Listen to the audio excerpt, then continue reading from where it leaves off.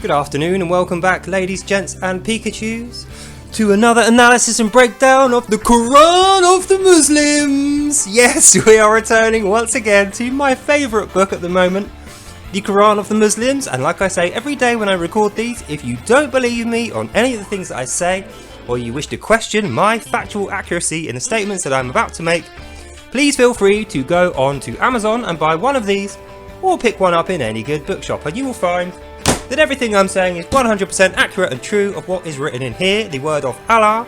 And that is what we will be discussing, breaking it down verse by verse into factual, easy to understand sentences, so we can figure out what is Allah up to with his Muslims in the world today, and what does this mean for you and me as non-believers of the Quran and the Muslim faith. So, carrying on where we were last time, we just finished going on about how Allah is hating on Christians now as well. He's claiming Jesus. He's claiming all the miracles of Jesus, and Jesus isn't yet to be born, because remember, we've only just seen the last of Moses, so he's still alive.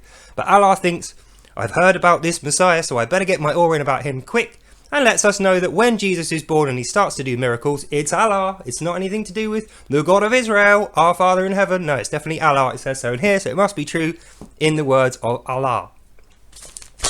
So, with that in mind, let's carry on. 97. Remember, Abraham did all that his Lord tasked him with, and told him, I will make you a leader of nations, and also your sons, but not the evildoers who shall be ignored. So, let's break that down. Oh, I'm glad to be back. I do enjoy these. So let's break that down and see what is Allah talking about. What does he mean in this particular verse? Remember. Again, Allah introducing things into our subconscious to try and convince us that this is definitely true. His account is definitely how it happened. Remember? Even though you weren't there. Remember, Abraham, the progenitor of all the Abrahamic faiths, as in he wasn't a Christian or a Jew or a Muslim. Abraham was of a weird pre-history religion who it wasn't recorded, no one knows about. But Allah is now going to tell us why he was one of his people and not anything to do with those evil Jews or Christians. Abraham did all that his Lord tasked him with. Now, we don't know who Abraham's Lord is. Apart from if we read the Old Testament, which actually does tell us. It doesn't in here, but it does in the Old Testament. And in the Old Testament, in the original language, Abraham calls his Lord Elohim, which means merciful. So Elohim is an earlier name of God, i.e. the God of Israel. But in this account with Allah, the God of Israel doesn't exist. Allah says so, or you are dead. So for the sake of this passage, we're going to believe that Elohim must mean Allah, because Allah's telling us it means Allah. And if you don't believe him, you're dead. So we're going to believe it. Abraham did all that his Lord tasked him with, and his Lord told him, I will make you a leader of nations and also your sons. Apart from if they're evildoers, i.e. if they become Christians or Jews, because remember in the previous verse, evildoers is everyone who doesn't follow the Quran. It doesn't mean rapists, liars, murderers, thieves, or any type of violent psychos. No, they're not evildoers in accordance with Allah. Evildoers is a specific term that Allah applies to people who don't worship him. You're not worshipping him enough, so get out, you evildoers. You're not going to heaven. And even if you are directly being spoken to by God, and he is promising you, i.e. he's covenanting you, he's making a covenant with Abraham and saying, you will be a leader of nations, Abraham, and so will your sons be, unless they are evildoers and they become Christians or Jews, in which case, no, they won't. That's what this means. He carries on. We, as in Allah and his angels, we made the house, as in the country they're in, which is not defined here. But once again, if we return to the Old Testament, which was written way before this thing was, in the Old Testament it says the house of Canaan. So they're talking about Canaan, as in the area Israel now stands in, Jordan and Egypt. That whole area used to be called Canaan. So we, Allah and his angels, we made the house safe for prayer and took Abraham into covenant, brackets, also Ishmael, end brackets, to lead him against the wandering tribes and quell them from those lands to make it safe for the people to live. Now, We, Allah and his angels, are saying we made the house safe for prayer, as in to do Allah prayer, and took Abraham into covenant. So Allah is explicitly saying here, this is when Abraham makes his covenant with God to start off these religions. And they're in Canaan, so they're not actually in Egypt yet. They haven't done that. This is before the whole Moses bit. This is, I suppose this is after Adam, but before Moses. So even though we've gone back and forward and then forward and back in time, we're now going back again to before Moses, which is when Abraham happens. And at the beginning of the Abraham story, we know from the Old Testament, which is here, the Jewish Bible, Abraham had no sons to begin with. At the beginning of his journey, he had no sons, he had a wife, they were both old, and they were quarrelling and arguing about how they didn't have any children, and they wished that they did. In fact, that's one of the earliest promises that the God of Israel makes to Abraham in the Old Testament. He says, if you do all this stuff that I'm tasking you with, Abraham, and Sarai, which was his wife, I'll grant you children. But no, in this version, Abraham has already got tons of children, and they're being mentioned here in the beginning when God first speaks to him, and God is Allah, and God says, Abraham, you and all your sons will be the leaders of great nations, apart from if they become Jews and Christians. And by the way, one of the things that we're going to do is make this land safe for you, Abraham, even though you're going to have to do the work. Abraham is led into this covenant, and then one of the things he's tasked with is quelling the land of the wandering tribes to make it safe to live in. So none of these wandering tribes are explicitly described in the Quran. So we're just supposed to believe they're like squabbling criminals, you know, rogues, I suppose, if you're into that kind of thing. And it is Abraham and his sons who are tasked with going into this land, killing all these rogues so that it's safe for people to start setting up houses. And Allah, who is the Lord in this version, not Elohim, Allah is leading him there to make it safe to pray and worship to Allah. So that's the setup of the story. I hope you're keeping up with this, even though it's a little bit weird. Anyway, we'll carry on. 98. Abraham said, make this a city of peace. Feed its people with fruits if they believe in Allah and his end times genocidal prophecy. And he added, people that don't, I'll make them small and I'll make them hurt and I'll drive them to torment and fire, an evil end indeed. Now, again, far be it from me, little simple me, Daily Corvid, to go giving advice to Allah in his book. But perhaps once I have called someone to go and do something evil, I wouldn't then cap it off by calling it an evil end, because we know an end is like a task. You know, what is your end means what is your purpose, or what's the task that you're doing. So after he says, you have to make, Abraham says, we're going to make this place a city of peace. Even though we're going to go and kill a bunch of people to make the city, we're going to call the city peace. We're going to feed its people with fruits, i.e. we're not going to need to kill any animals. We're just going to give them fruits and they're going to be happy if they believe in Allah and his end times genocide prophecy. Now, this is not how it goes in the Old Testament, in the much earlier version of this story in Genesis. In Genesis, they make a city called Peace and feed its people with fruits if they follow God's commandments. It has nothing to do with believing in Allah and believing in his end times genocidal prophecy. And just for those who weren't there, Allah's genocidal end times prophecy is this. Everyone who isn't a devout Muslim, who isn't following the Quran, and who didn't see the holy manifest signs which Allah has already shown us. So yes, this means you. If you haven't seen the manifest holy signs that Allah sent already, and you're not already doing this, this means you. What the end times genocidal prophecy is, everybody else on earth, apart from those people who saw the signs and do the Quran worship, are all going to be hunted down into the far corners of the earth. Allah's going to be there waiting for them, and he's going to go, oi Muslims, come over here Muslims, here are the evil hypocrite Christians and the evil Satan Jews, kill them!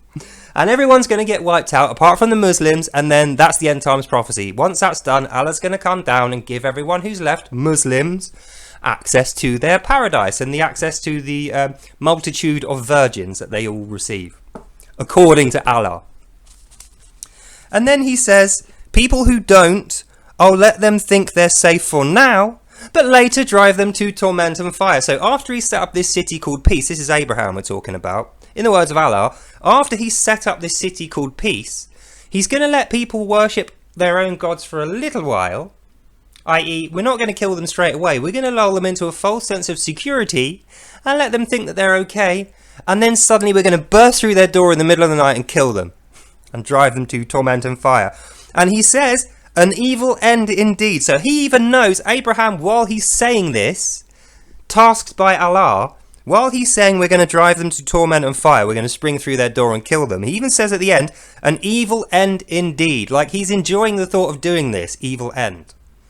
So according to Allah, Abraham's kind of an evil dude, and he's looking forward to massacring these innocent people who are living in his town called Peace that he just set up, breaking through their doors in the middle of the night when they're not expecting it, and whoosh, off with their head dead. That's what he's going to do. And then he says, an evil end indeed.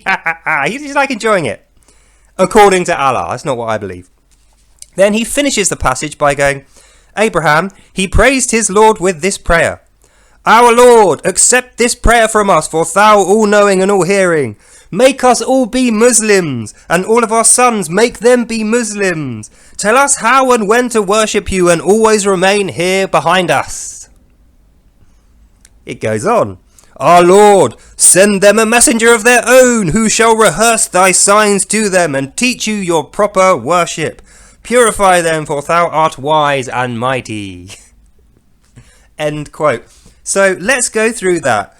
Abraham is praising the fact that he's just set up this city called Peace, and Allah is instructing him, let these people live here, but then when they're like peaceful and they're not expecting it, when they're asleep, burst through their door at night and kill them because it'll be righteous, and then we'll drive them to torment and fire. And Abraham, according to Allah, is like, an evil end indeed, and is like pretty nefarious, according to Allah. Then he does this prayer to Allah. So let's go through what the prayer means. He starts off by saying, our Lord, accept this from us, for thou all-knowing and all-hearing. So what he's saying is, we're praying to you now to try and get acceptance from you, Allah, because you are great and powerful, and you know everything, and you can see what we're doing, and you know our thoughts. So we're basically begging for your help, because you're going to know what we're doing anyway, and we're doing exactly what you tell us. Make us all be Muslims, and all of our sons also be Muslims. So this is quite telling. Abraham is in fact not a Muslim at this point. As we've gone through before, his Lord is Elohim, which is the God of Israel. And even though he's just been tasked with setting up this city Peace, his first instruction is to go and kill a bunch of people and then go, I love this evil end, you know. So it doesn't seem very peaceful. And I think at this point, Abraham has realised this guy God is actually pretty evil and wants me to kill people in a city called Peace. So we better pray to him and prostrate ourselves and submit to him, or he might just kill us. That's the kind of vibe I'm getting from this. And that's why he says, make us all Muslims, because, you know, if we do this stuff, then you won't kill us and you'll bless us with your great wisdom and mercy. Make us all Muslims, make all our sons Muslims. Tell us how and when to worship, and always remain here behind us. So I'm not sure of the validity or the accuracy of Allah's version here. Obviously in the Old Testament this is not how it goes down, but we're sticking with Allah's word for the sake of this video. So we have to assume Abraham is saying, we want to be Muslims, we want all our sons to be Muslims and nothing else, because remember, we're going to kill the people that aren't. Tell us how and when to worship you and always remain with us. So Abraham is saying, we don't know how to be Muslims because we've just created this thing called Muslim. So this is the beginning of the Islam faith, according to Allah. Abraham was the first Muslim, is what we're supposed to believe, even though he's just turned up with his Lord Elohim, and the first thing he says is his Lord tasked him with a load of stuff and he was happy to do that, and then his Lord said, I will make you a leader of nations and also your sons, but not the evildoers. Now we're supposed to believe that his Lord is actually Allah, not Elohim. So what we're indirectly doing here, in the words of Allah, we're writing Elohim out of the story early on and replacing him with Allah. Which, as you know, if you've been following these videos, Allah has a habit of doing this. He likes to remove any mentions of the God of Israel, our Father in heaven, and also Jesus. He likes to retcon them out the story pretty early on and insert himself in the gap where the previous God lived. So that's what he's doing here in the words of me. It's not expressly said, but it's implied between the lines that Elohim no longer is going to be mentioned, and now all mention of Elohim is going to be replaced with Allah. So tell us how to be Muslims, tell us when and where to worship and what to do, and always hang around behind us to make sure we're worshipping you properly, O Lord, who is now Allah, according to Allah. And then he says, send us a messenger. So they're obviously talking about Muhammad type people here. You know, messengers are prophets. He's saying, send them, as in the people we're going to create, who we're going to lead, and the sons. Send them all messengers of their own, who can rehearse the signs for them. So someone who can teach them how to be good Muslims, because I'm not going to be there. So what Allah is saying here is this is going to be a huge nation full of people with various different leaders of state in all the different places, because it's going to be so big. And when it's all dispersed and spread out with all these leaders everywhere, send them each a messenger so they can follow Allah's Quran properly and not screw it up, so they don't end up burning or becoming an evildoer, a Jew or a Christian. That's what this means. Purify them, for thou art wise and mighty. So what he's saying there is, once you've done all this, once all these guys are set up, once all the sons have their little segmented nations that's all spread and dispersed, and they've got their messengers, purify the messengers, like you have with Abraham. So what that means is the messengers aren't going to be Muslim when they begin. When the messengers are chosen, they're going to be called to Allah. Then they're going to be purified, i.e. they're going to denounce their previous life. They're not going to do what religion they were in. They're now going to be Muslim. And this is going to happen because of Allah's wise and mighty personality, according to Allah. I know this is a bit long-winded, but just keep in mind, we've gone through this prayer. It's Abraham. He's set up the city called Peace. He's killing all these other people. Now he's done that. He's getting a promise from God that God's going to make him this big leader of nations and all his sons, apart from the ones that want to be Jews and Christians.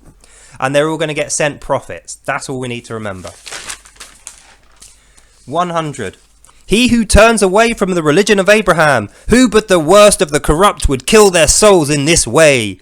Abraham we chose to be made pure, who will be glorified forever in the ranks of the most righteous. So, what does this mean? Let's break it down. He who turns away from the religion of Abraham, we are supposed to think this means Muslim, because obviously he's just decided he's going to be a Muslim. He's changed his religion to Muslim from Elohim's religion, which is Israel. Now he's a Muslim. We're supposed to think he who turns away from the religion of Abraham, who becomes the worst corrupt person and kills their soul, is people who aren't Muslim. But I think this is actually a retcon, because he who turns away from the religion of Abraham should actually mean he who turns away from Elohim, the God of mercy, not Allah, you know, that one. But we can't say that for sure because it isn't written in the Quran, and we need the Old Testament, which is an earlier book, to know that. So for the purposes of sticking with Allah and his Quran worship and not getting our heads chopped off and being horribly killed, for now we're going to stick to this. He who turns away from the religion of Abraham, who but the worst and corrupt people would kill their souls in this way? Abraham we chose to be made pure. So we're saying Abraham wasn't pure when he was with Elohim. When he was a Jew, basically, he wasn't pure, he was evil. But now that he's become a Muslim, he's completely purified. That's what this is saying. So we made him pure, who will be glorified forever in the ranks of the most righteous. Behold, his Lord spoke, submit and bow to me. So Allah has appeared now to Abraham and said, bow to me, submit, on your knees, prostrate type thing. And he replied, I submit only to my Lord and the cherisher of the universe, end quote. Now, this is very interesting. Allah has appeared to Abraham and gone, get on your knees, bow to me. And Abraham has gone, I submit only to my Lord, which is what he does in here. But they've added a little bit, and the cherisher of the universe. Now, who is the cherisher of the universe, you might ask? Well, I think Allah is talking about himself here, because if you think about it, Allah is trying to insert himself in throughout this book as the original creative God, and right back at the beginning when he meets Adam, and he's the snake in Eden, and he slithers over to Adam to teach him the hidden secrets. Even then, he's trying to usurp the place of God. So I would suppose, even though it's not expressly written in here, this is Daily Corvid opinion, I would suppose that I submit only to my Lord is Abraham talking to Elohim, the God of Israel, and what they have done, if they've added a bit, because if you submit only to your Lord, You can't say and someone else, or it cancels out the only bit, doesn't it? So I submit only to my Lord. That's the bit that's in here as well. That's the bit that I think is true. And the cherisher of the universe is this guy. He's the one that cherishes the universe because he doesn't currently have it and he wishes he did. God currently is the owner of the universe. He is the cherisher of the universe. So more evidence, subjectively from me, this isn't in here, more evidence that Allah is actually Satan, the snake from Eden. But anyway, let's carry on. We're getting to the last bit now, so let's finish up on our last verse. 101. Abraham returned to his sons, as did Jacob. They said, "My sons, Allah has chosen you to guide nations into faith and die never except to submission." So, how does that work? How can you die never except to submission? It's a bit of a confusing passage. But after doing a little bit of Googling, I realised Islam means submission. It literally means, the word Islam means submission. So, die not except to submission means don't die unless you're dying to the religion of Quran. You know, the religion of Allah, Islam. So that's what that means. So Abraham went back to his sons after he'd seen Allah, after he'd done the whole deal thing, and he'd said, "I submit only to my Lord and this guy," apparently according to Allah. Then he went back to his sons, as did Jacob. Now this is weird because this is the first we've ever heard of this Jacob dude. We've not actually had him mentioned before. But Jacob is one of the sons of Abraham that comes later. So even though Jacob shouldn't be born yet, because Abraham has literally just met God 5 minutes ago, and it's years and years and years before Jacob's born. But anyway, Abraham and Jacob from the future, they go back and they speak to the other sons of Abraham and they say, "My sons, Allah has chosen all you to guide nations into faith and die not except for Allah." And that's the end of our reading. So I think we can see what's happening here. In keeping with the previous verses, Allah has read parts of the Torah, or he's heard some gossip about what's contained within the Torah, and he's now writing this into his Quran to mislead his Muslims if they have any doubts, which we know they do from the Egypt tales. If they have any doubts, he's now saying, well, even earlier than Moses, if you've got any doubts about Moses, even earlier than Moses, we got Abraham, and Abraham was a Muslim. He even saw Allah. He was so holy. Him and his son set up all the nations of the world with Allah's help. He even saw Allah personally, and if you don't believe it, you will die, because they all die except to the ones that worship Allah.